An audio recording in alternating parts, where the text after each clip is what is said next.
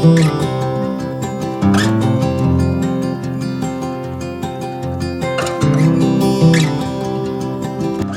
welcome back to another episode of the Anastasia podcast. Today I have my very first guest, which I'm so excited about, my lovely friend Val.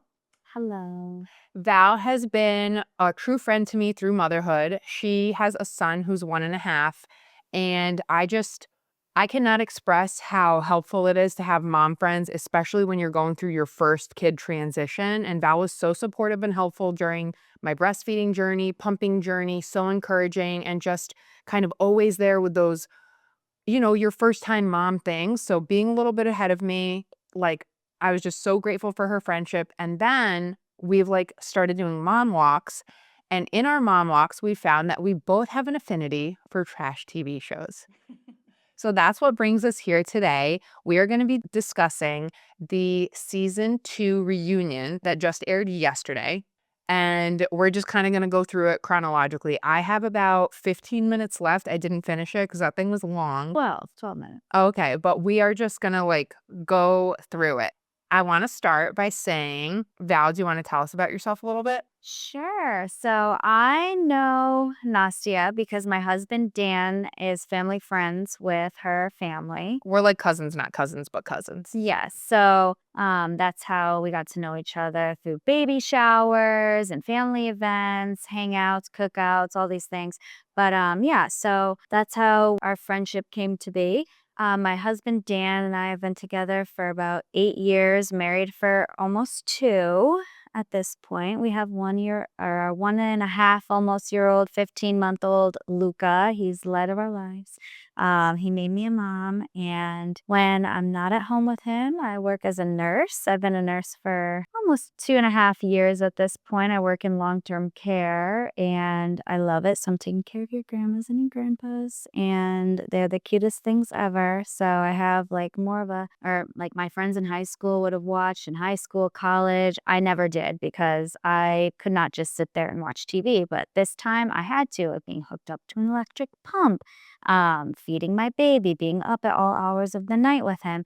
I was like, I need something to keep me awake. And But that is it's surrendering to the season. And it's It saying is. you know what, if I can't manipulate this and I have to be up and it is what it is, you so easily, or to me, it seemed like you so smoothly just transitioned to this new season of your life. And I so admired that because you were always very honest about the realities of yeah, it's a total life adjustment, but you always, always, always said it's the best. Being a mom is the best. It is. And when I was having days that I was like, this sucks, I'd be like, but Val says it's the best. It is. It truly is the best. As you know, I love being a mom. It is the best thing that could have ever happened to me. It happened by surprise, but it was the best surprise I ever received because I just that's who I am. I feel like that is my identity. Not that I never had an identity before, but right now that is my identity, and I want to have so many more kids. But Oh my gosh, I love it.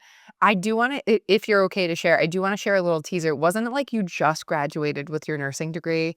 yeah. Your husband was going off to basic and you found out you were pregnant. Yes. Plot twist. So That's why you like reality TV. Exactly. I'm all ready for anything changing, any bombs that'll be dropped on me. I'm like, let's go. So I'll tell you a little bit about myself before that. Speaking of change and sudden changes, I had never been on an airplane before. And when I was studying at URI, graduated in 2018 from URI, didn't do my nursing degree there.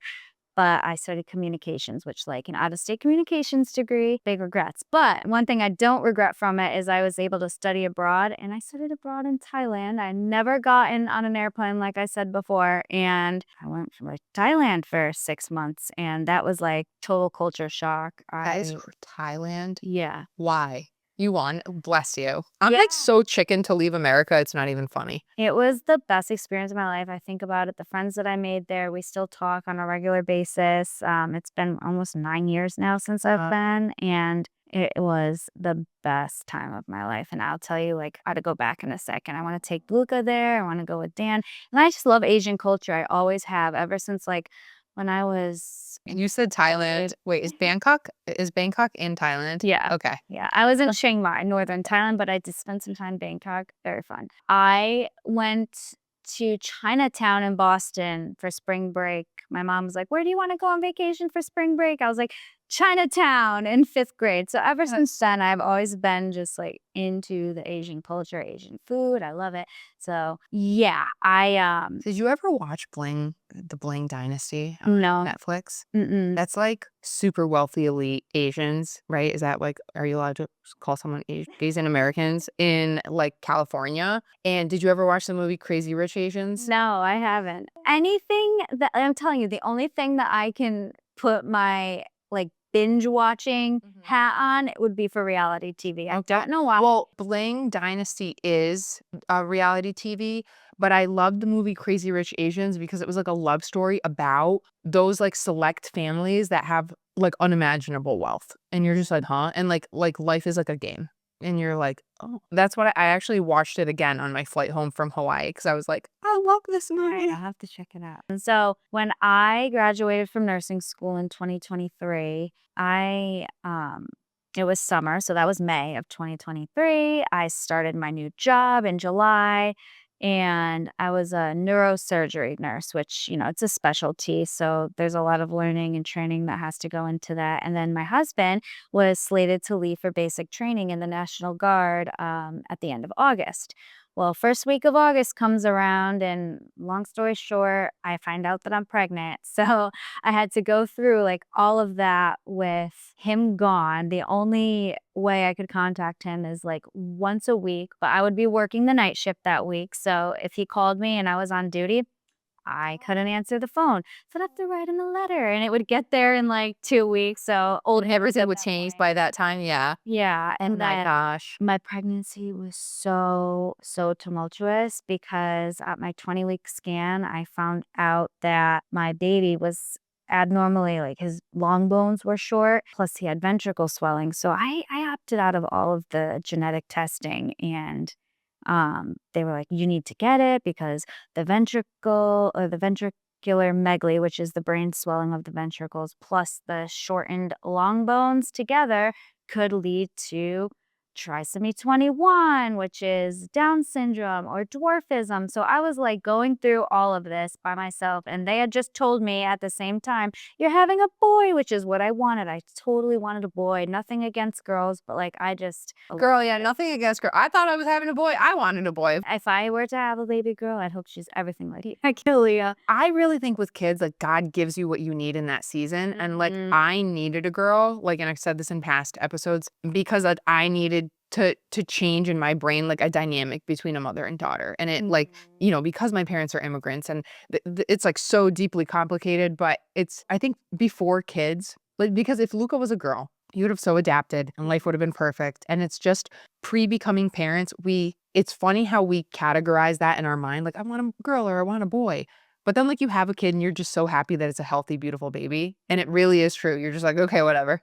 I was terrified. I was like, so I couldn't even be happy the fact that I was having a boy, what I wanted, me and my husband wanted. And it was like, it was crazy. But of course, I had to write him a letter to tell him all of this that's going on. Meanwhile, I'm like, I can't sleep because I have to get a follow up ultrasound and do all this genetic testing. He ended up being fine, but it was like I was getting scans every other week. The stress testing I had to do, it was tough. I think something that I've always valued about our friendship and our relationship too is knowing how honestly almost traumatizing that was of like you having to endure so much of that.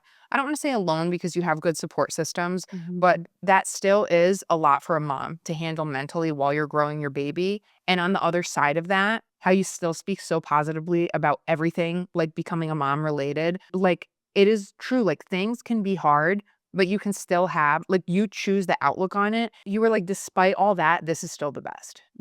Yeah, and I had my mother-in-law, like, my mom lives in Connecticut, that's where I'm from, so I had my mother-in-law here, and she came with me to a couple follow-up appointments, and she's like has her, Olga, she's like has that outlook of like, "Oh, no, it's gonna be fine," because she's a nurse practitioner, so she has, like, more of a health background, she knows, and she was like, "These people are just like they're not Hyper right." cautious Yeah, or they're just being, covering their own butts and doing all this extra testing, like I think he's gonna be okay, and, like, I just you believed I believed her, and I'm so glad I did because and I had her for her support because, he's perfect. Yay. So, now he went from being born in the 3rd percentile, now he's 15 months old in the 80th percentile, so they grow more out of the womb. I'm 5'1", like, before I got pregnant, I was 115 pounds, like, I'm a small person, my dad's a small person, Dan's on the taller side, but, like, yeah, I had to think about, use my critical thinking, but, "Hey, this is just, like, extra caution. Be positive, pray, and" I'm gonna have to have you back for, like, a full motherhood, like, Yeah. thing too. After Noli's 1 and I, like, make it to that line, we'll have to do, like, a recap because Luca will be, like, 2, basically. Yeah, I know, it's crazy. It is, and it's like, "Oh," but it kinda relates because the Mormon wives they're all mothers themselves, and that's, like, the only thing that I feel like I can relate to these girls, is the Yes. fact that I'm a mom and they're a mom. Other than that Okay, so I love that you brought that up. It's a perfect segue because I wanna say, while watching season 2, like, something that I really admired about this season was I'm like, "You know what? Despite, like, all this craziness and all these things that I think about, like, or, the thoughts that run in your brain while you watch the show, I love that there's such a positive outlook on being a mom." And even in season 2 when Whitney was like, "Every time I've had one of my kids, like, that's the closest I've ever felt to, like, heaven or God." Like, that was so beautiful, and the fact that this season 3 of the girls were pregnant,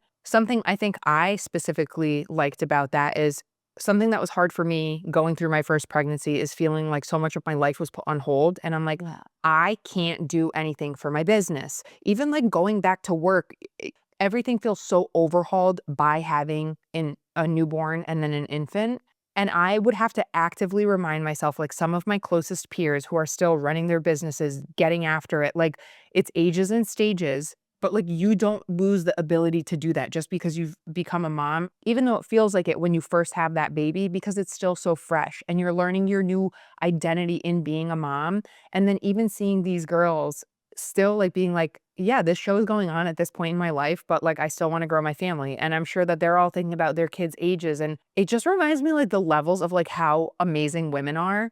But, like, there's such a strength to it of, like, they can do it all. Like, you can. You can't do it all at the same time sometimes, but, like, a lot of them no, all of them who are pregnant, they're not having their first time kids, like, they're having their 2nd or their 3rd or their 4th, and there is something to say that comes with, like, mom confidence about, like, knowing what your limits are and, like, knowing that you can add more to your plate and, like, "No, I can do this, and I can do both, and I can do all 3, and I can do all 4," and Yeah, and I think that just, like, goes to show too is having such a supportive husband, which I think a lot of these girls have, is, like, key to being able to each have your own separate identities aside from being a mom and your life and your work life and all of that because it's like it's a partnership. You have to have, that support from your significant other, and I think that, like, especially after the reunion, you really saw how supportive these men were of their wives, and, like, I just, like I like them. I like their husbands a lot. I think also in, like, the Mormon culture, family, like, I think they really all have a village too, because even Taylor, how she's always, like, picking up, what is her and Dakota's son's name? Do you remember? I Is it don't Bryson? I have Bry no Well, idea. how like, they're always going to the moms, like, Yeah. aunts to pick up the baby or whatever, like, their village, I think for all of them, it's really important, and I think, especially in their faith, there probably is an emphasis on, like, grow your families, have children, and they do that well. So, Yeah. Val and I both watched the reunion. We have not talked about it. We didn't voice note. We didn't even text about it. So hard. We're saving it all for here, and, like, I'm sure we'll be dipping into season 2 and things like that, but I've always really liked like, you pick up on a lot of little things, so when we've discussed kind of, like, season 1 and season 2, and then I feel like I always I try to, like, think outside the box when I'm seeing things, and I have to remind myself, like, the way things are being edited, like, someone has to be a villain, etcetera. I don't know, I'm excited to dive in, and, like, we both took notes, so we'll, like, remember different things. Yeah, I can say this, like, running off of that, the editing, I'm like, "Okay, you can tell a lot of, like, what's being said is, like, bull and what's being said is truth, whatnot," because now, mind you, I don't know if these are the specific facial reactions that these girls are having to Yes. this certain Mhm. like, what's being said in the moment, being like Very good at splicing. yeah. Uh-huh. Like, you could tell, like, Michaela, she is, like you could tell she reacts to everything from her heart, from her gut. She, like, has gut instinct reactions, and I'm like, "Hmm, that's very telling," like, especially when Whitney's talking or with the whole Demi thing, which we'll get into, but I do think that they're very telling. I really liked how they started this reunion off kind of like how they did the show. Like they showed all the girls showing up in sweats, like carrying all their stuff, all the behind the scenes. And I loved when they're all like in full glam. And what is the blonde girl who was Taylor's like Miranda, she looked awesome, I think. I think they all looked super pretty. When Miranda, though, was standing with sweats and, like, eating a salad or something, and I was like, "This is so crazy," because for me, now being in this world, realizing, like, whenever I would watch a TV show beforehand, it's just like, okay, everybody arrives and they look beautiful and, like, they're all coming out and that's when they're seeing each other, but then you realize, like, no, they spent, like, half of the day together getting ready, and then seeing that is making me realize, like, then in person, like, okay, they may have already squashed all these things, but then having to rehash it and then, like, have be triggered with emotion again, all like, there's so much for show, but then I do think it's real because even in season 2 when and I'm getting ahead of myself, but when Jesse and Demi kind of glazed over the whole contract thing, but then at the beginning of the reunion, when Jesse's like, "What did she do to me?" The contract that what I'm like, "Oh, wait, but I thought that wasn't a thing anymore." But, like, it brings everything up and you're like, "Okay, there's a lot to be hashed out." Yeah, I heard that they filmed the reunion before any of them even saw the show air. Oh, I think that's true. Because when they were doing so Nick Viall, the host, when he had all of them on his podcast, they were filming those podcasts and recording them before the show aired, Wow. before they even saw it. Yeah, Oh so my god, he probably got so much juice of, like, I what know. happened. Can I, like, say a little snippet about Nick? Okay, so I'm so excited I get to talk to you now about all this because I wanted to say so much. I know we've mentioned before, like, Nick is, like, I not our favorite. I've listened to a few of his podcasts when he has guests on, like, from Selling Sunset or other reality TV shows that I wanna know more about, but there's something about him I never, like, love. It's not that I don't think he's not genuine. Fun fact, him and his wife named their daughter Summer, and that was our one girl name, like, way, way, way at the beginning, and then when I heard that, I was like, "No," because I was like, "Everybody on the West Coast probably has a daughter named Summer," so but we thought if we have a girl and her birthday's in December, how fun would that be to call her Summer? Mhm. So fun, apparently, because everybody else does it. Well, what do you nickname Summer? You don't have to Oh, say Summer. Son. "Hey, Son." So all the teenage boys would, "Hey, Son, So you wanna go out sometime, Son?" But I will say, even though I didn't fully finish this season, I was very pleasantly surprised with Nick doing this reunion. yeah, he's really good at interviewing. He's matter of fact, and that's Mhm. what I like when he's not afraid to tell the truth, the hard truths. And you know what? I think that like usually, so I'm a big Real Housewives fan. I only two franchises. The Real Housewives of New York, obviously, Roni. Just recently watched all of those seasons, like while I was postpartum, and I loved it. And then Beverly Hills. Okay. So I was Has it gone watching. to Jersey? No. Oh, God. No, the amount of seasons they have intimidates me. I'm like, "Oh, Oh. I can't." I literally watched this when I still lived with my parents, which was like 15 years ago. So that's how far behind I am on Real Housewives of New Jersey. But that's where my love for trash TV started. I haven't always had time in my life to watch it, but like it's just so fun to gab about. I tried to watch it also when, like, I was a Jersey Shore hard fan. So Mhm. the day it aired, me and my friends used to have, like, Jersey Shore watch parties in, like, middle school, which is crazy because my mom used to, like, work. She was a waitress, so she worked at night. My dad was home. He didn't know what I was watching.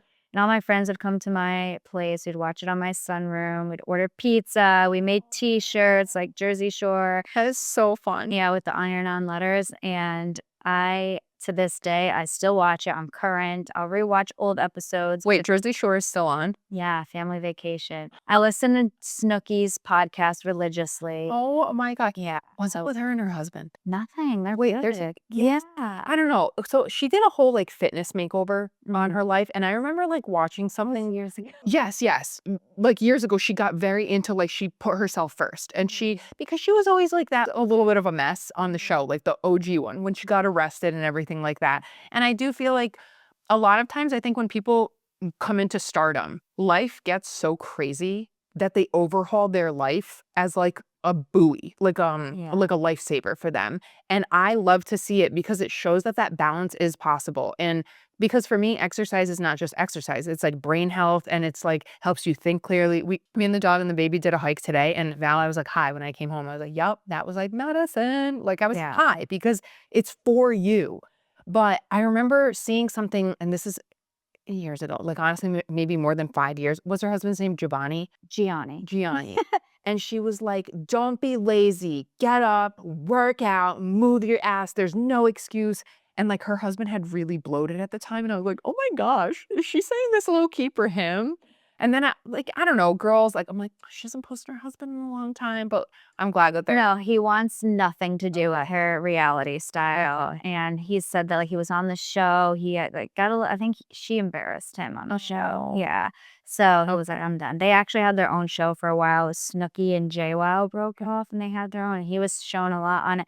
I really love them together. Yeah, he's a really good dad. The yin to the yang. Yeah, it's a lot to handle Snooki. Like the only thing, like just imagine your wife coming down in the New Year's Eve ball. Like that is like an iconic moment for me. At least, like I will always remember Snooki in ball coming to I don't even know that. Like, did she do it in Times Square or is that in an episode? 2011 or 2010. I couldn't even remember before that, but yeah, in Times Square she came down. What the freaking ball like that? I don't know. I love her. Okay, so like right where it started with Nick Vile and then all the behind the scenes, I really liked how it was like showing everything because it kind of reminded me of like all the setup that it takes for a podcast. And like when people see what they're seeing now, it's already edited and spliced and everything. You get the final result, but there's just so much raw backgroundness. And like I loved that they showed us that because it reminded me of the show. And it wasn't just like, I think,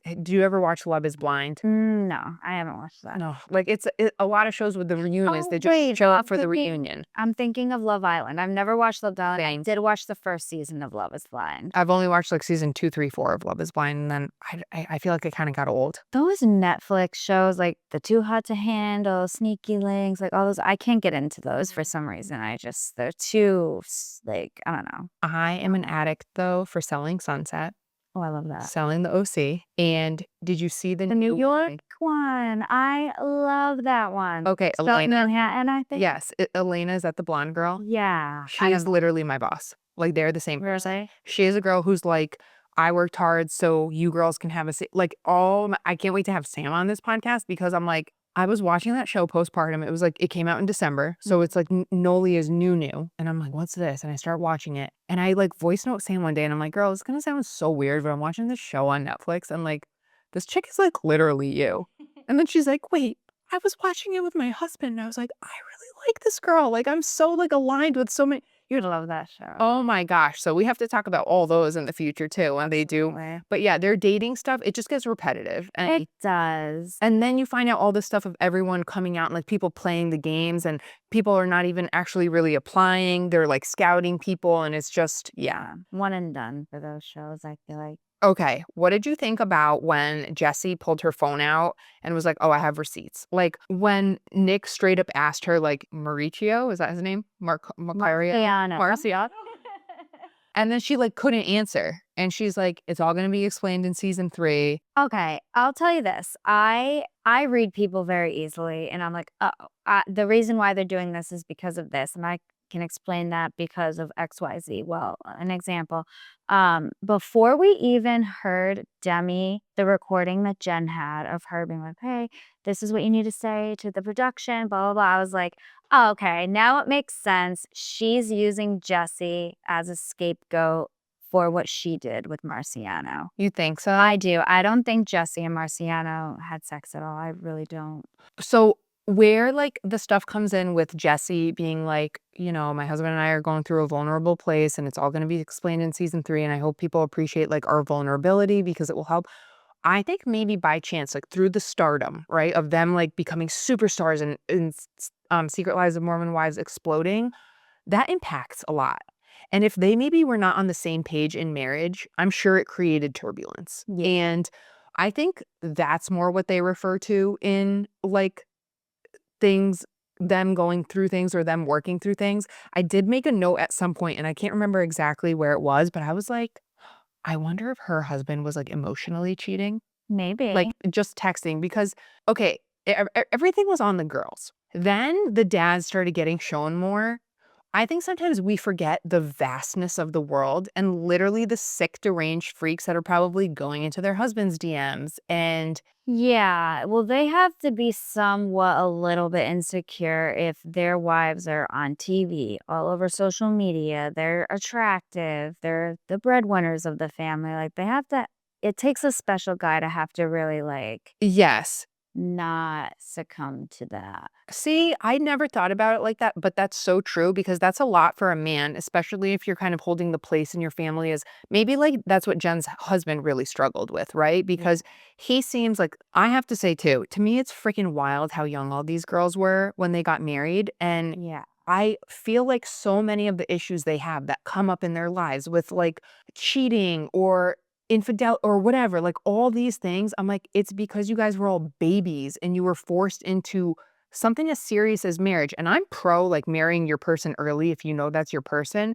I think their religion is like so taped, like, nope, don't cross this line, that they're like, oh no, I had sex. I have to marry this person. Yeah, I don't believe in that, like, I believe in God, I believe in marriage, I don't wanna necessarily say, like, the religious aspect behind it, like, am I a devout Christian? No, I know. I've studied religion on the other side of the world, all different types of religion, and I can, like, find myself relating to a lot of other different religions, small pieces, not Mhm. fully totally together, and that's just because, like, personal life experiences, but, like, I believe in God, and I believe, like, I have morals, and my morals, yeah, they do align with, like, let's say, the 10 Commandments of the Mhm. Christianity, and I did, like, up until my confirmation, all, like, Did you grow up religion. Catholic? Yeah, I did. And I think, like, I went through some stuff when I was younger, like, not big stuff, but just, like, my friend was sick in the hospital, and the priest wouldn't go and give her, like, prayers over her while she was in the hospital, and that really made me upset. I'm like and it of course, like, one priest cannot ruin a whole religion for someone, but, like, I don't know. But see, I even like that you say this because I think oftentimes religion, right, gets so boxed in like, nope, it's right here. Like these are our parameters, and that's where it gets ugly and it gets bad. And Yeah. that's what I feel like my issue with the whole Mormon of the Jesus Christ Church of the Latter Day Saints or whatever. I'm like, the boxiness of this is literally crazy because Michaela getting pregnant at 16 and then getting married, like, okay, by chance, her and Chase, right? Is that her husband's name? Michaela, yeah, Jace. Jace. That's so bad with names. I should like do cue cards. But by chance they're still together in their like early 20s, right? Yeah, But like 16, that's early. So they're growing together. Like so early. I was blown away with the vulnerability Taylor shared where she was like, I was a devout wife for 6 years. Like they had like sacredness in their marriage. And the last 2 months of their marriage, she's like, I ruined everything.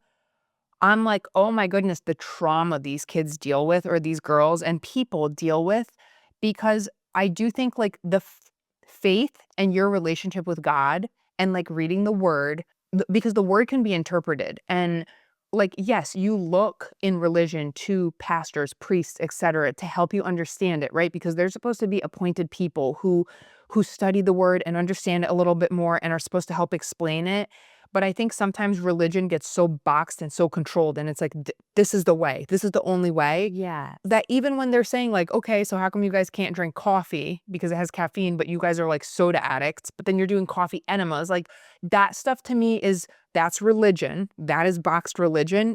Look, what is your faith? What does your faith tell you? Whitney being like, treat your neighbor with respect, like forgive one another, love one another. That stuff we're supposed to go off of, not the boxed in religion. Yeah, and then it's like you think about it and it's like, okay, when you're living like inside of that box, it's almost like the type of person that's that has a strict mother and that wants to like live to abide by their mother's expectations where they don't want to go outside that box. So it's like Until what they type of rebel and they go right. buck wild like Taylor. That exactly. So it's like, is it like Well, I I think literally with almost every single one of the girls, you see how that over strict controllingness of the religion did backfire. yeah. Half of the girls are divorced, and I love how a lot of them talk about it with confidence, and it's not like, "Oh, no, I'm divorced, like, life is over." Matt is my one and done, like, Matt's my for life, like, guy, and that's how I view marriage, but I was lucky to grow up the way that I did, and, like, I saw really honing in on your person, like, having honest conversation and making that decision together and knowing, like, this is for life, like, from Mhm. my parents, from my aunts and uncles, etcetera, like, through relation, like, your mother-in-law. I think, like, when you become an adult, you unpack your trauma, and I'm like, "You know what? Despite everything that I kind of experienced in my life, trauma, being first generation in America comes all the immigrant kids out there know. But I always love that no matter where I look to, all of my aunts and uncles, like they they toughed it out. Like life is hard, but they had each other. And I just had pillars of beautiful relationships all around me. And no relationship is perfect. But I think for a lot of those girls, they got married so young and it was just like, yes, do it. Yes, do it. Yes, do it. Like Michaela getting married at 16 to me is like crazy. Thank God I didn't marry who I was dating when I was 16. I know. But again, she's lucky because it worked out. But now, like, I don't want to say them getting divorced is a trauma, but it's like I feel like each girl has kind of gone through their own ripple effects of the consequences of being in the overly strict church. Like Jesse's divorced, Demi's divorced, Taylor's divorced, Layla's divorced. Who else? Miranda's divorced. I think they're all divorced besides Whitney, right? Maybe Whitney. Oh, because Jesse is. What's the other girl's name? The Michaela's best friend who's pregnant right now. Macy. Macy. Was she Yeah, divorced or she died? her first the that she had her first child that died in an accident. Yeah. So it's like all these girls, no matter how you put it, have trauma. And I think that usually people when they go through something traumatic, they turn to their higher power for support and faith because True, girl. when you hit rock bottom, you need That's exactly how you think. exactly. And that's what religion is good for, I feel like, is to get you to build character, to have you have something to believe in and help you and Well, it helps pull you through those yeah. dark times too.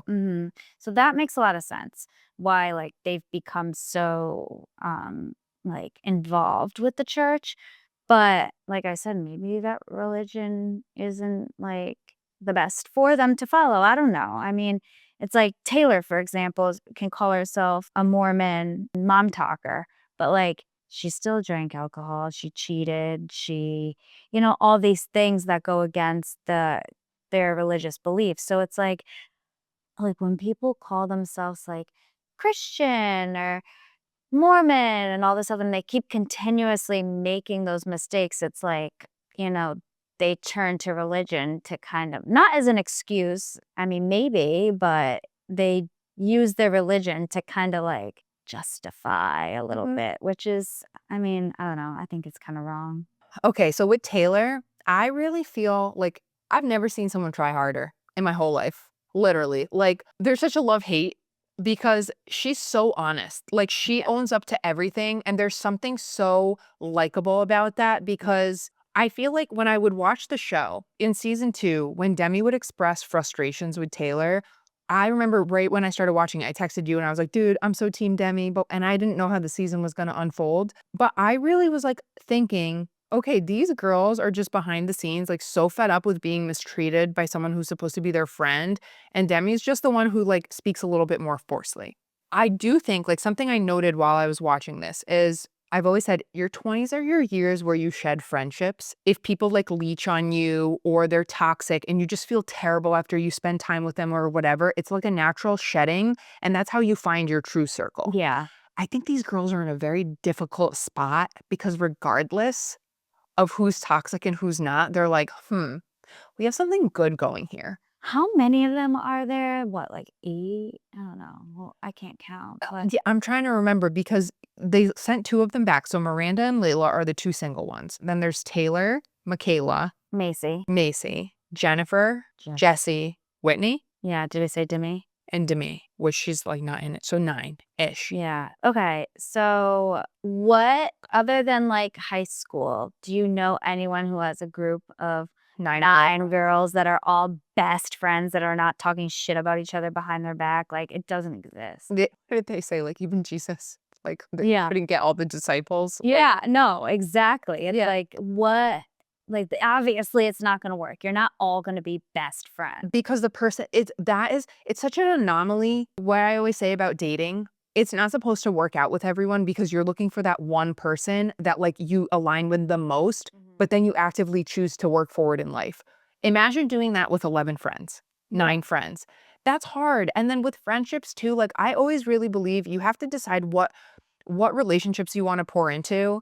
And I'm a really firm believer in like having hard conversations and not shying away from them, because if you do, they come back around and they come back And around. then you just spend most of your time avoiding and feeling bad and like, oh, I don't want to like hurt this person. But it's like, you're not really hurting them. You're actually helping them when you have those conversations. But I think sometimes with friendship, it's not like certain friendships, if you know it's not like a true friend, like I don't care to, I'm so pro the hard conversations, but I'm also selective with my time. And some people, toxic people, I'm like, this is not even worth me having this conversation with because this doesn't benefit my life. And it's not in a it is in a selfish way, but it's not of like, what do you do for me? It's just like, no, I'm not.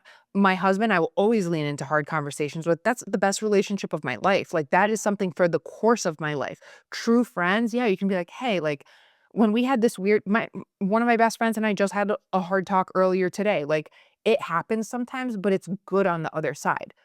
If it's gonna send someone off the rails and you already know you don't want that person in your life, you're just like, I'm just gonna, which I think we see a lot in this season. Like, Demi was so gung-ho about, like, "I'm gonna clobber Taylor," but the other girls are like, "Dude, just let it go." Yeah. And that's the thing is like, I think Demi likes to get everyone else on her side to turn against like Taylor, for example. But I think like also Michaela is everyone's like, oh, Michaela's so mean to Whitney, but like that's her standing her ground. Whitney did something to her that she doesn't really necessarily agree with. They were really close. I mean, they say they were best friends. Could they have been? Maybe, but like they were definitely closer in the group. But like Whitney did something that didn't align with her. She saw right through her at that point, and it's okay. They don't have to be friends. And it's like, if I were Whitney after all of this stuff, I wouldn't try so hard to be in the group. I mean, yeah. See, I think exactly what the girl said in season 2. It's like, yeah, this might be terrible, but this is changing the trajectory of my family's opportunities. I'll do it. Also, I think the same thing happened for Jen. Like when her and her husband came on and she was like, I had peri-depression, right? Is that like when you're first pregnant? Perinatal, yeah. And Prenatal. because I think anybody can agree, living life like this is toxic. Every crevice of your life is on display, but I think it's that you forget how big the world is, and even being highlighted poorly or like having the hard stuff shown, it is directionally changing all of their lives on such a significant level that it's like, yeah, this sucks, but suck it up. And Yeah. I think that's why Whitney went back in, because it was like, oh shoot, this could be something. And I even feel like season 2, I don't know if it's personal growth, but I feel like Whitney is a lot different. Like this girl is like more mellow. I like her. I think she's one of my favorites because I just like, I don't know. Did you agree when she, like, kind of called Nick out on, like, "Listen, you're kind of, like, being mean to me." Absolutely. He was. They were all it's like, that's how she was like, "I felt this certain way in this situation. I think that I was justified in reacting the way that I did, leaving the group chat. What did I feel like I was right in the moment? Yes. That's why she did it, because Mhm. she felt right." And it's like, if you guys can't get over that, then I don't know what to tell you. I think something that they brought up during the season and then at this reunion was, "Do you regret not going to Macy's launch party?" Mhm. And I actually really admired Whitney for saying, like, "No, I don't regret it. Like, could I have maybe acted differently? Yes. But Mhm. in the moment, I was doing what felt, like, true to me and what I needed to do." And I think they just so want her to admit, like, "Yes, I would have done it different. Yes, I should have gone." And And she's true to herself in that sense. okay, so going back to kind of the beginning, Jesse pulling out the text with Demi. Mhm. That was, like, really sad. And Yeah. I just feel like you never wanna put yourself in a situation, especially as a married person, where That's cheating in my mind, with the way that you he know was what? talking, you don't say I can't even say that word 'cause Yes, I the know. C word, Yeah. star, and when you say that and you're talking to another, like, Man, man, like a man whore. and that you're accused of having an affair with, and, like, that you're done. You cheated. Yeah. I So would sad never because say I that. feel like when the season 2 was ending, a lot of it was like I think I said this to you of like, there's A-list celebrities and B-list and C-list and D-list, and when Layla went to go talk to Marciana. Marciano, I don't know why I keep thinking of him as like whatever. Marcusio. There's something about him where he's like not looking at the camera and he's like adjusting his shirt, and I'm like, dude, if I was a person who like works for the CIA or the FBI and how they know how to read people, like we should ask someone who we know who would probably be a really good reader. Oh, yeah. But I'm like, he seems like he's bold-faced lying, trying to be not like a Z-list celebrity because the girls in Secret Lives of Mormon Wives were gaining more traction. So it's like, how can I latch on to them? And even the things that we've like shared, I feel like every TikTok or whatever, like he said, I have receipts. Like he'd have receipts of her like commenting on one of his stories. And I'm like, yeah, but that's actually nothing. And then everything he bases like, there's so much more I wish I could say, but I can't. And I'm like, he's just trying to hold on, dude, so hard to their train of like, oh, I want a little piece of this. Yeah, but she threatened Jen with a cease and desist, so she could have threatened him, and, like, what money does he have as a Z minus celebrity? Like, Yeah. When they pulled out, like when Jen's husband was like, I knew this wasn't going to go somewhere. So I started recording that conversation. What did you think about that? first off, I'm gonna say I really like Jen and Zach. Yeah. Even, like, everything that happened the first season, like, you could tell that they're just young in that sense. Like, okay, you're going to watch men strip, like, yeah, I'm gonna be upset about that. Like, I get that from, like, the background that they come from. S I think I forgot the thing that they're young. Like, that was such a g because we just see it, and it's so easy to just have a say of like, "That was insane."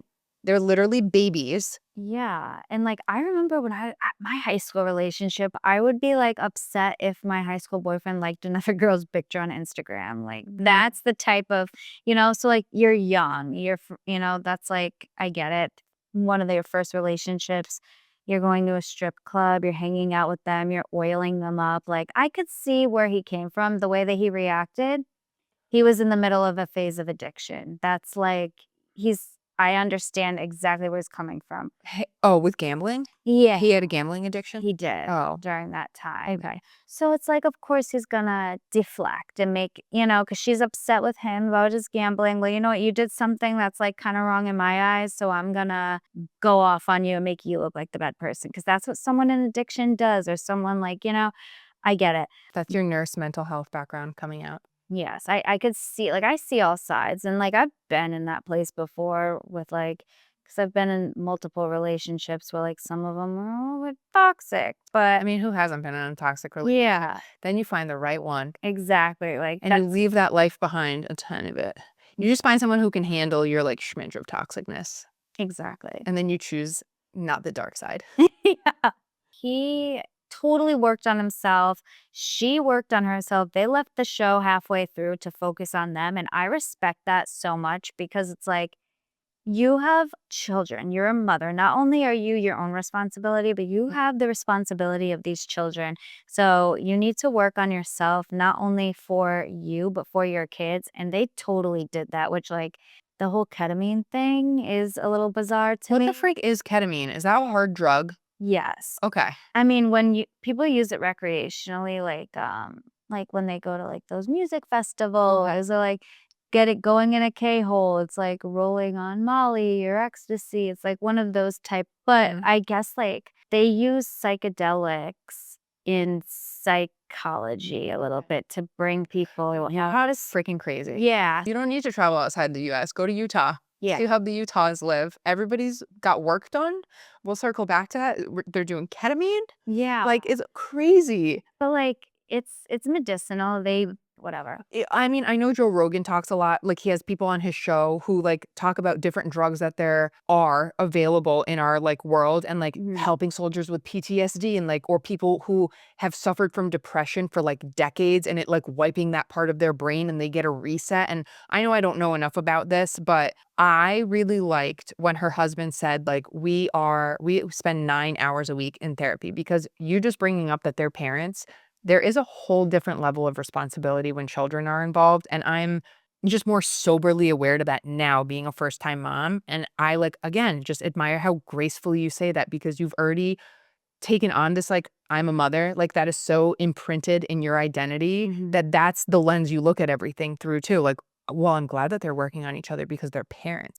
One thing that I think is good about their faith is that all of them choose to stay and work at things together, and they lean on each other. And I wrote this in my notes because I think in the world today, it is so easy for people to be like, "Something's off, I'm out."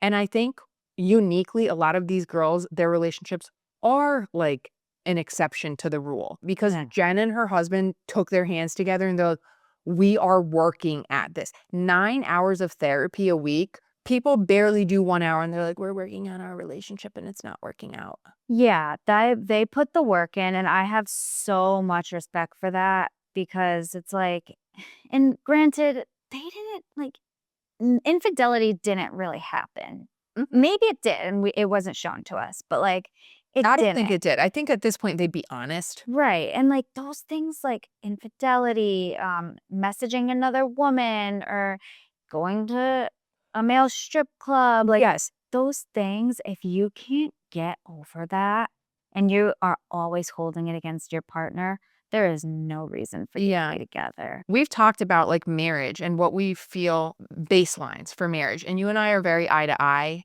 in that. Mhm. And I really do agree. Like, there's some things in relationships. I was talking to someone earlier this week, and I'm like, if there's no infidelity and it's like you can work through it, if it's like a communication thing, which it seems like they each had things that triggered each other, and like you have to put in the work with communication. Yes. I think there are some things in marriage that if lines are crossed, if people want to try to work through them, like they both have to be on the same page. But often, like if it's not that, like even Taylor's and Dakota situation, I think is so unique because so much of it was before they were really serious. But Yeah.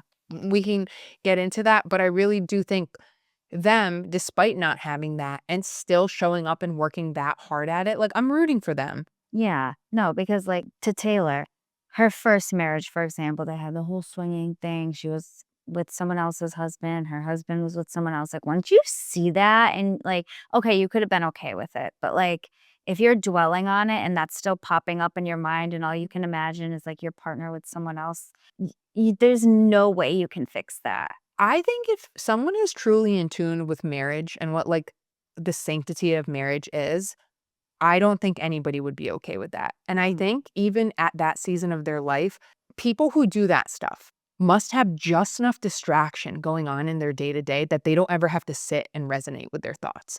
And Matt and I covered this in a podcast recently where like I was talking about like open marriages, and I was like, I do not believe that they work, period. And like there can be people out there dying on the hill of like polygamy works, and okay, like I'm not here to convince you, like this is my firm stance. And it's just like I don't believe in that. And I think even in this show we see so many marriages fell apart because their marriages got opened up to other people. And I loved when Taylor said, when she was sharing her vulnerability, when she was like, when you play that close with fire, they all got burned. Yeah, exactly. And like I give a lot of people can't stand Dakota. I give him a lot of grace because it was Dakota? I know, and it was brought to, like, my attention again, which I totally forgot that he's a recovering addict. I mean, I knew that, but that's not like I never justified what he did because of his past, 'cause I you're just not thinking, "Oh, he did this because of that." And now, like, put everything into the bigger picture, and he's, like, clearly has done the work because he's thinking, "Okay, I used to chase this high, it was heroin, That was and" so intense, dude, when he shared this. Keep going. I know, and, like, you think about, okay, yes, endorphins, like, nothing is gonna get you that high, and He's he's like, like, "Heroin's here and sex is here, so I'm just gonna keep trying to sleep with," like, whoa. yes, and, like, he didn't even fully have sex with that other girl. I guess this is what Nick meant when he was like, "What's up with Mormons and all the holes?" Like, I don't know the depth of, like, Mormon religion. I just know that Mormons were the people that had polygamy the longest until it was, like, outruled, like, almost a little bit recently, and then I was like, "Oh, yeah, tons of Mormons left and moved to Mexico so they could still be in polygamous relationships," and I was like, "What?" Yeah, it's clearly a culture thing that I'm definitely, like, so very far from. I've never, like, I don't even know anyone that is Mormon, so I don't know, but I think that what happened between them Dakota and Taylor? yeah, happened before he even, like, had on his radar, "I wanna be a dad," what family means, like, it seems like he's not like, he never really had that family with his family. Yeah, and then I'm sure as being an addict, like, you don't think that's capable for you ever, you know, because you're just like, "Yep, I'm an addict and I'm always chasing my next high." And I will say, good for for being a drug addict for 10 years, like, he doesn't look like, sometimes if someone's been doing hard drugs for 10 years, they look scary AF. This guy did get his life back, and I Mhm. really felt like there was so much like, your heart just breaks for both of them because it's Yeah. like, I think they actually both want the same thing and they could get it from each other. I feel like Taylor's just so broken and so hurt. And I like when Dakota says, like, I'm not excusing it, but like I was also so broken. Yeah, but then, like, you hear Taylor with her blows, like, "Well, I'm getting messages, like, just a couple days ago that you're talking to other people," or, like, whatever, and it's like, "Okay, well, if you're doing that, then are you really trying?" Because No, okay, but when she said that, do you know what I think? So she was like, and then I found out something like just the other week that I'm not even gonna say. I'm like, did he slip and use again? And that's what she means. Like, oh, you slipped into your addiction, but I'm not gonna put you on blast on national television.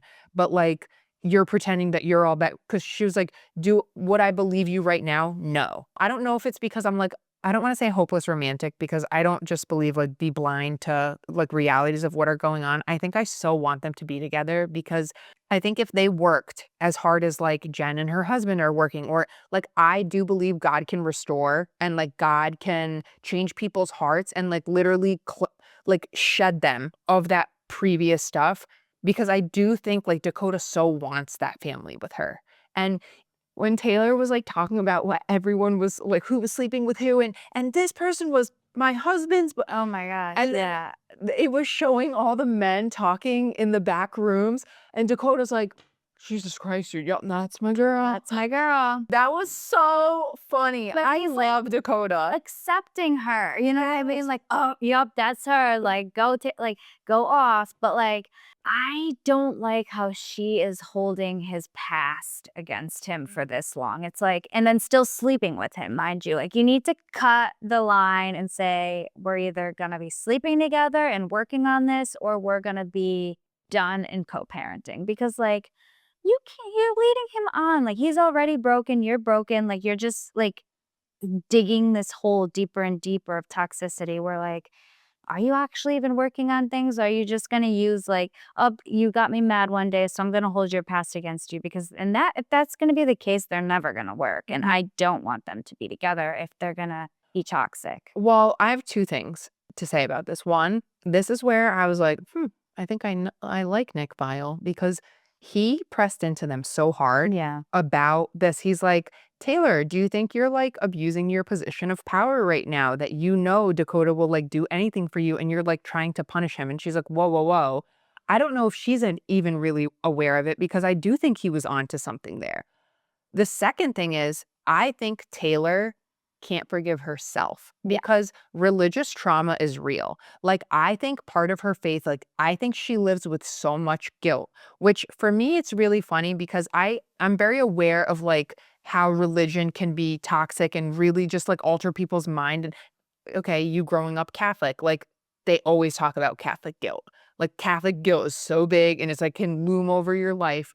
But I'm like, all these girls are so religious, but then nobody ever wears clothes. No one's like conservative by any means like that. But I think she has a deep sense of guilt on herself. And that's why she doesn't forgive Dakota because she doesn't actually forgive herself. Yeah, I could see that. I think she needs to do a lot of inner work. She's very honest to everyone else, but I don't know if she's necessarily honest to herself. Like when she was calling, "Yeah, I'm a piece of trash. I'm trash." Like that is so like you kind of break for her in that moment because it's like, okay, you're not trash. What you did is if that's how you really feel about yourself, then you need to like work on you. Mhm. And it's not really fair that she's doing this to someone who also comes from such a broken Mhm. place, which Dakota, I feel for him. It And I feel breaks for my you. heart sometimes because it's when people are coming from 2 trauma backgrounds, it's the blind leading the blind, but Mhm. that's why you need someone who has like, I sometimes with therapy, I even believe in, like, mentors more, Mhm. like, someone who's lived through your similar situation. So, like, AA, for example, they get, like, a mentor of someone who's been sober 10 years, 15 years, and, like, that's their go-to person to call because it's not how does an addict express to a non-addict, like, "Hey, I'm really struggling right now, and I'm thinking of Yeah. locking myself in my closet and using drugs." No, you gotta, like, have someone who's like, "I've been in that dark place. This is what you have to do to, like, reroute your mind right now." Yeah. Taylor needs that, not just, like, some random therapist. They Right. need that. They need a couple that's, like, worked through hardcore adversity together Mhm. and Yeah. went on to live a beautiful life. Yeah. Sometimes therapy is just not it for some people, and I think they're beyond therapy at this point, like Yeah. you said. They're Are you not team Dakota and Taylor? I flop back and forth. Yeah. I think that, like, I want them to be together for the sake of their child, but, like, realistically, they don't work, Yeah. and I see the realism behind it, and it's like, I think they both need like, you can't have 2 people coming from 2 dark places that are not both willing to work on each other, you know, and it seems like, yeah, one day they're willing to work on it, but, like, if you guys were really serious, you wouldn't be hooking up. I just truly think that. Yeah, but that's where I'm like, okay, they have that passion for each other, and Sometimes passion is dangerous. Have you ever mm, seen, the passionate lovers who kill? no, but Uh, we talked about, that what was that girl, the Netflix series, the girl and the guy who did the camping road trip, Gabby oh, the T potato, yeah, yeah, yeah, yeah, that's like, sometimes passion can be really dangerous because you're so passionate about this person that you just and you're so right because I think them keeping that line open with each other, it's not letting Taylor get to the other side of clarity that she needs. exactly. And I really liked in season 2 when Dakota was playing basketball with his friend, and his friend was like, "Hey, you might need to be the one who, like, mans up, and, like, you have to pick, like, I want a family, and it's either gonna be with you or not. But, like, I can't keep putting that off, like, going and finding my wife and a person who I just" because Dakota probably when you're in survival after addiction, like, he's not thinking 5 years. They're doing day to day, like, "I made it through another day without using. I made it through another day without using." He's Yeah. finally at the point where he's allowing himself to entertain family and those kinds of goals. I love Dakota and I love Taylor. Okay, but I don't think that like now that I'm really thinking about it, I don't love them together. I think that Dakota needs someone that's more like they've already worked on themselves and they can encourage him and empower him to not get because she's constantly not I wouldn't say gaslighting him, but igniting him in a way where he's resorting to like getting to that the frustration and the sadness that probably led him to use in the first place. And she like someone like that is not good for him. Someone who's outspoken and going to like regardless if it's the truth, it's a hard truth and she's going to say it to him. Like he needs someone more gentle. You're so right, and I'm like I'm just smiling because, like, yeah, you are so right because Yeah. you also take this, like, mental health perspective of knowing what's like, I just I'm like, "Yeah, but they can work it out," and I'm operating under the guise that, like, "No, they'll keep fighting for each other and they'll figure it out," and you're being like, "It's been years now," and the behavioral patterns of Taylor. This just reminded me in season 2 when they were at the party and she got in the fight with that guy, but she was all like, "F you, Dakota, don't even talk, don't tell me what to do." But then when the camera split to her and she's like, "You're just gonna stand there and not defend me?" And I'm like, Yeah. she belittled him, berated him, and he was like, we're not talking about you. He was just standing there and that guy came up to talk to him. Yeah, exactly. And that's when my heart breaks for him because it's like she is too like hard-strung for him. She comes in hot, dude. She is a wrecking ball. Taylor is a force. She is. But there's something like your heart breaks for Taylor too, because you know she can't get out of her own way. Yeah, she is. But She needs someone who can neutralize her. Dakota needs someone who can lift him up almost. Yeah. Yes. Yeah. Oh, Val, that was so good. See, that's so true, because I'm like watching it and I'm like, can't they just see the love that they have for each other? And it's like, everyone's like, yeah, but they're like, it has freaking kerosene all over it. Like, it's explosive. And you think about it too. It's like when you see, like, say, like you have a girlfriend in a toxic relationship and their go-to line is like, but can't he I just want him to be the way that he was when we first were together. But it's like, then you find out when you were first together, like, he wasn't actually who you thought he was because he was sleeping around with other people. So it's like, what did you actually have in the first place that you're holding on to? I think that was real. See, I did not think about it like that either, because then I think about it from Dakota's perspective of when he explained, like, I didn't know what I was like. I was just chasing my new high, right? Because I couldn't do drugs. And then I think he settled into having this thing with Taylor that he never thought was possible for him. That when she's saying, like, I'm sobbing hysterically in your arms and you're comforting me and saying, like, I'm right here. I promise, like, I will never leave you, etc. Like, I think he was trying to believe that lie. And now, just you saying that, can now think about it from Taylor's perspective of like, well, if it was a lie from the beginning, like, that's a toxic cycle and there almost is no going back from that. If they're not abusive to a degree, like if it's okay, they are abusive verbally.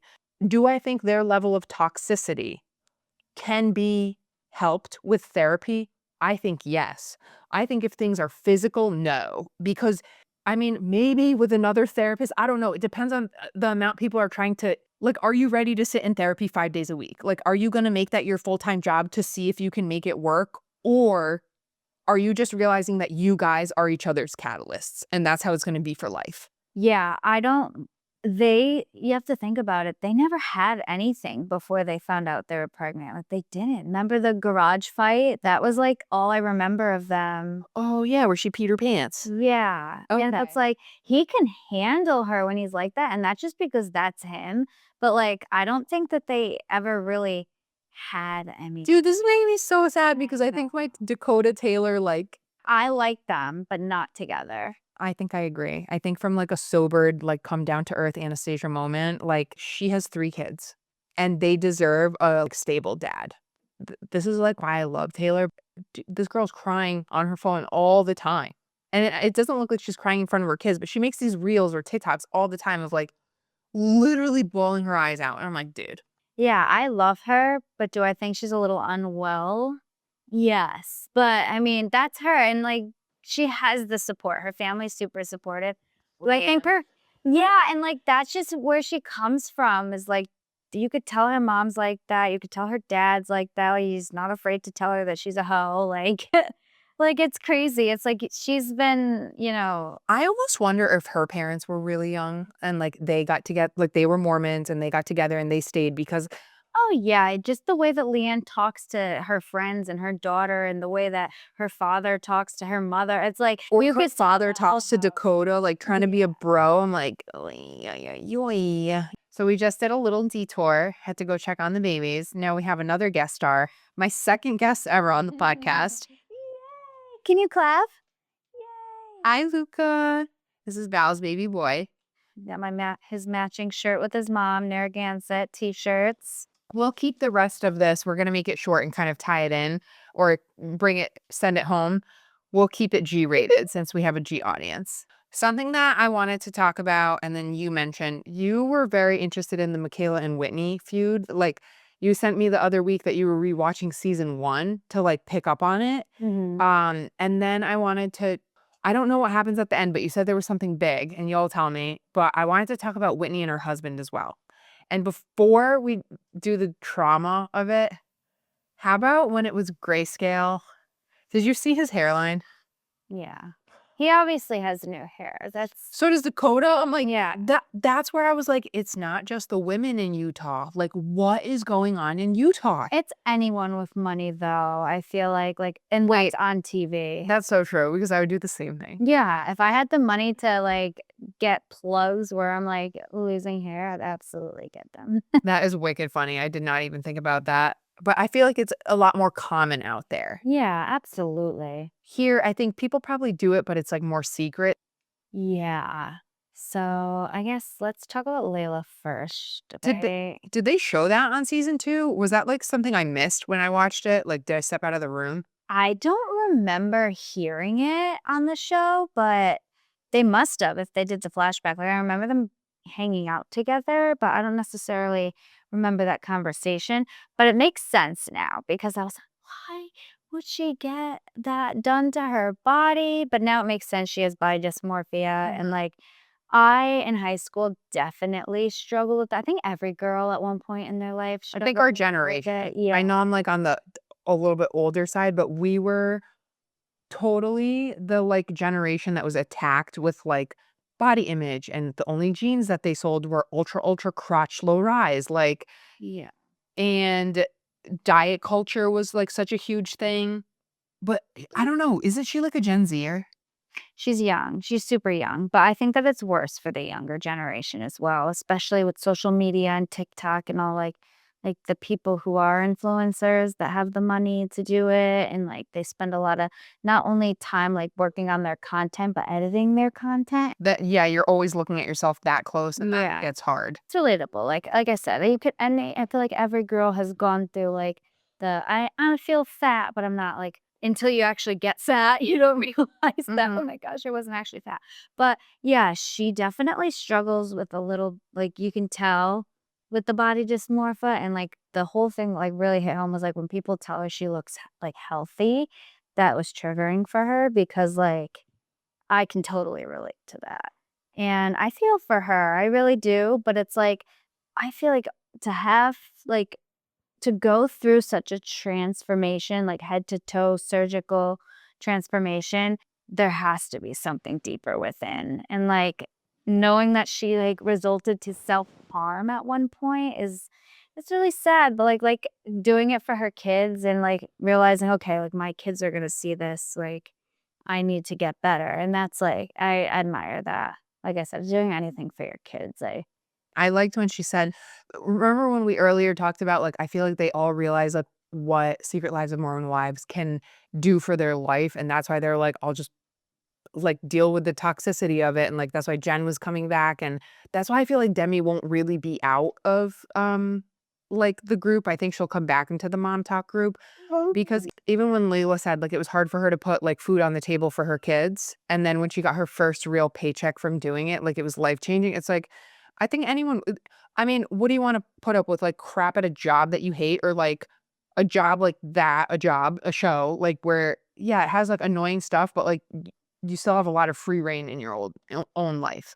yeah, and that's the thing too, is even though, like, typical Kardashian quote, "Negative publicity is still publicity," and that's what Demi's getting. She's getting a lot of negative attention, but it's good for the show because people are talking about it and searching it, so I don't think she's going anywhere. If True, true. anything, she will be the villain, and, like, you saw the season 3 and where, like, Whitney's like, "What if we start our own Mom Talk?" So who knows where that's gonna go, maybe there's gonna be a divide and I haven't seen the full trailer, but I did see something that Jesse said, like, a few weeks ago. They finished filming season 3, and her and Demi started following each other again, and she's like, "Guys, it's all very real, like, this wasn't staged. You'll see it all explained on season 3." And I'm like, sometimes I do feel like some of the stuff is created because, like, the girls all started with knowing how to, like, spark the interest on TikTok. So it's like, yeah, why not start fake fights? Like, what is it called? Like, trend, when something's trending on the internet, like, have Mom Talk trend, and then it, like, you get to, like, create your own luck that way. so where were we? I think the last thing we have is, well, CMA Gate, which I feel like Taylor did a good job of explaining it. I think in their world, they are all very present on social media, and even if she was being petty, I think she was calling them out for something that was real, like none of them commenting on her stuff. Yeah. And if it was truly a freak situation where just by chance none of them saw it, They saw it. They knew. I think that was interesting too to see the behind the scenes of I'm sure there is jealousy of like, well, why does this person get all these opportunities and whatever? But I do think like Taylor is like even before I started watching the show, Taylor's who was the person. I mean, she brings the most action. Yeah, she does, and, like, has the most interesting story. I think that they all have, like, totally interesting stories, and, like, the fact that they all touched upon their traumas, I wish we got that in the show, and maybe we will get more of that because that is, like, what I feel is more relatable to the average person watching the show. In terms of, like, no one cares about the TikTok, let's be honest about that. No one cares about their videos or their dances anymore. Yes, that's what got them famous and, like, the drama, like, piecing together the videos and the comments and whatnot. But now it's like they're the show. The show is them, and that's what people are infatuated with. And I think that knowing their backgrounds and their traumas, Whitney's husband and, you know, Taylor brings all of her trauma to the forefront. These girls, it took a while to dig deeper into their background. And I can see wanting to shield yourself and your family from that. Like, I think a lot of the girls who are sharing now basically realize there's nowhere to hide and they don't like it's hard to hold your cards close because like you're on blast for the world to see. Um Whitney's husband sharing like, Matt had come into the room when I was watching it, like, because he wasn't watching it, and he's like, "What, this dude can't do TV, so he has to read something?" And I was like, "No, honey." He just shared that he was sexually abused as a kid, and, like, he didn't know how he was gonna feel, like, speaking, so he had to write something down, and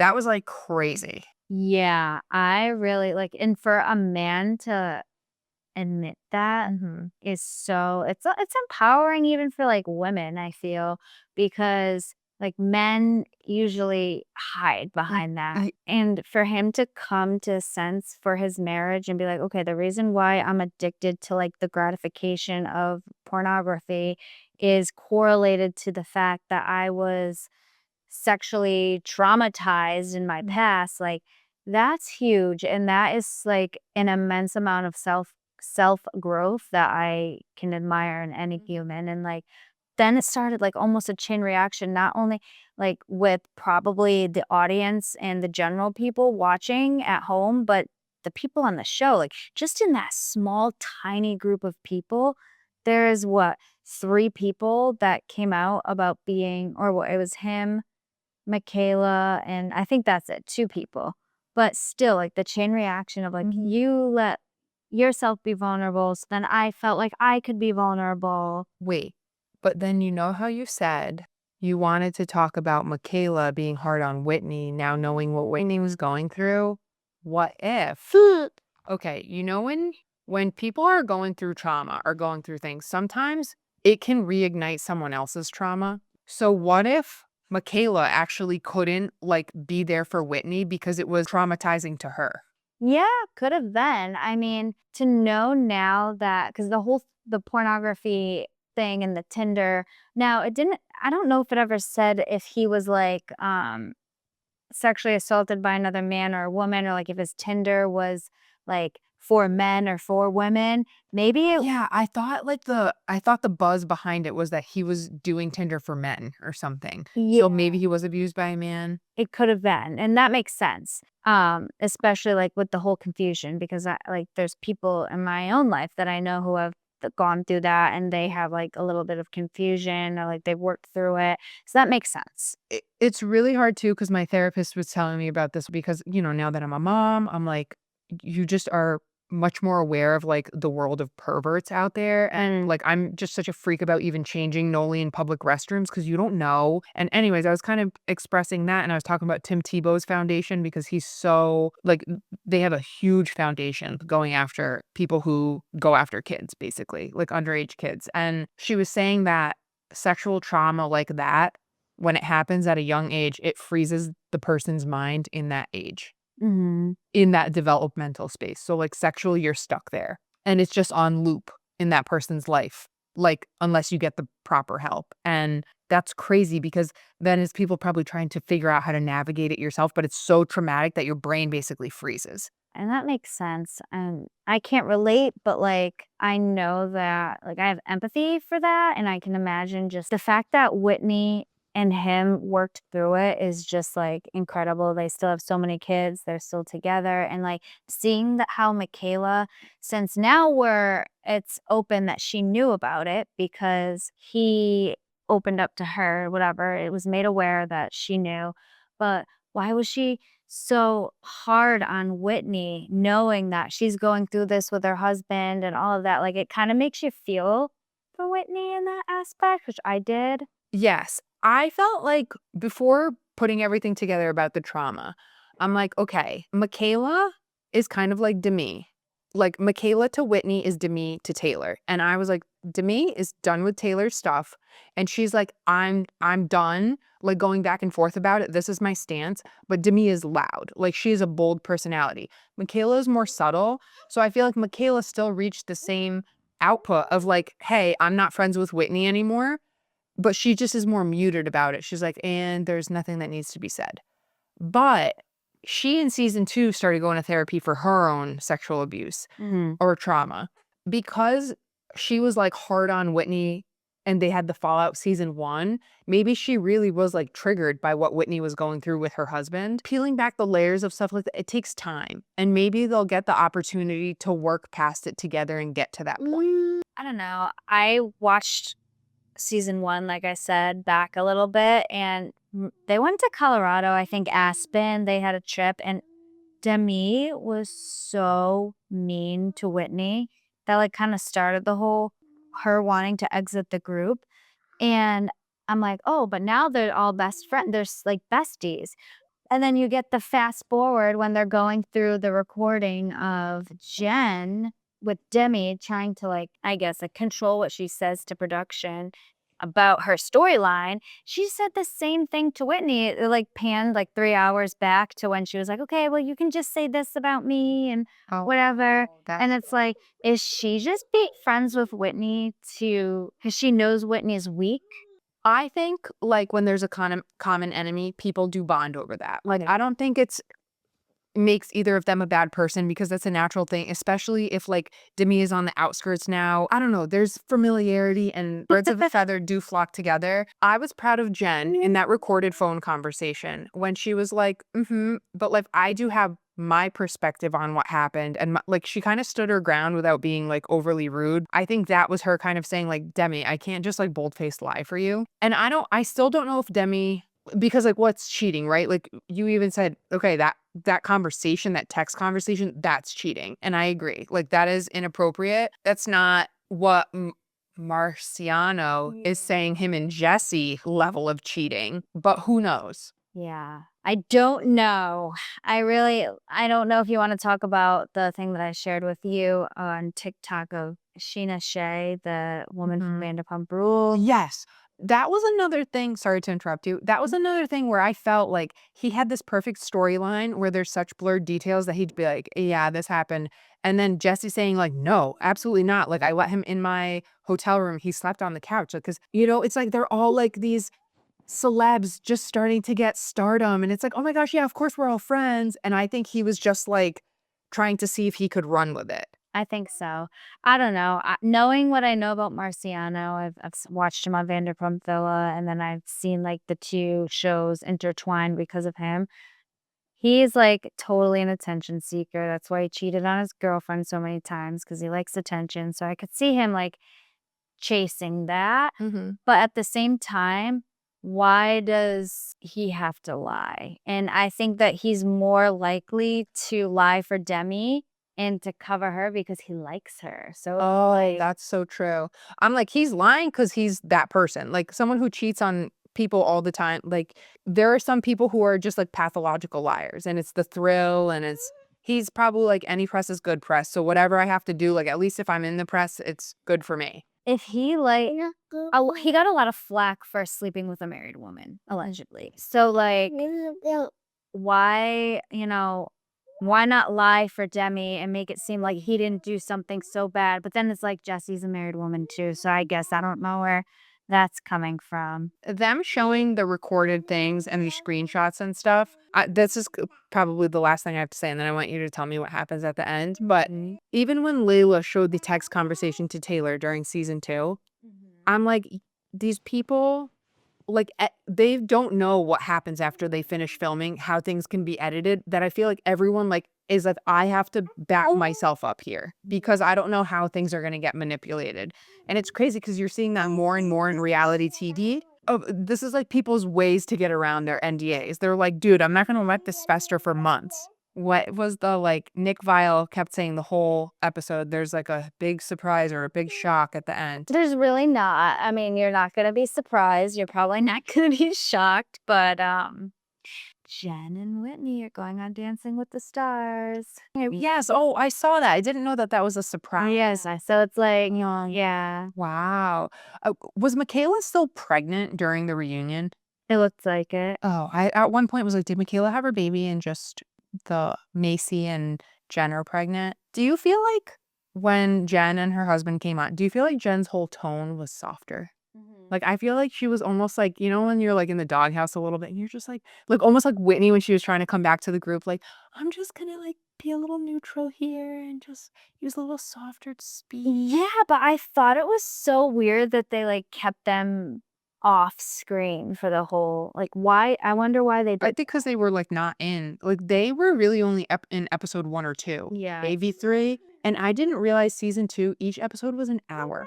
I'm like, dude, that's why it took me 2 weeks to get through it. Yeah. When season 3 comes out, we should do this again, but we'll have to do like episodes 1 through 5. Yeah, And then because there's so much to so much. even with this. We sent like a book's worth of voice notes, like deliberating. The longest voice note ever, 10 minutes.